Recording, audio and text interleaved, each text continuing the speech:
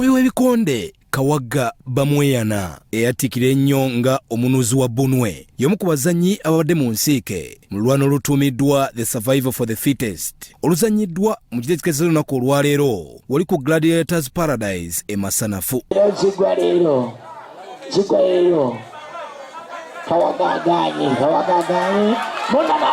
Ono abadde attunka ne Alex Batwawula okuva Ejjinja. Era olulwana luno lugenze okukomekerezebwa nga Kawagga aluwangudde.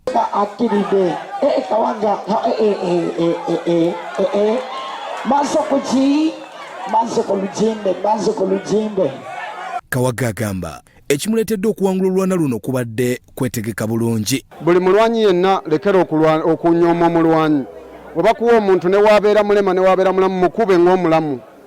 Omusajja oyo nze nadde ndaba ng'omunafu naye kale ataddewo fight anyumisiza fight kuba mpulidde nga nnwana n'omuntu okyegeera. Sijja kugamba nti mukubi wabula tukubaganye lwakuba nti musinzeeko neebaza olw'okumpa omuzannyo omulungi.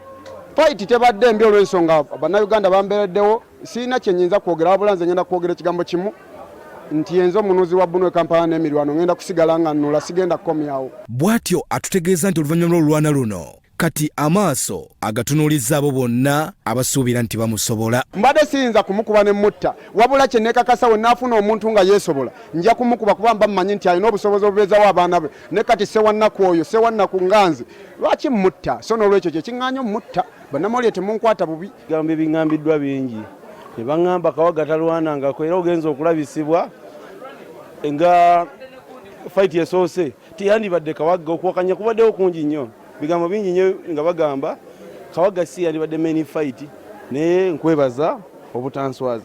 Luno lwe lwana lwa Kawagga bamweyana lwasoose okuwangula mu nnwana 3 eziyise ng'ezisigadde abadde akola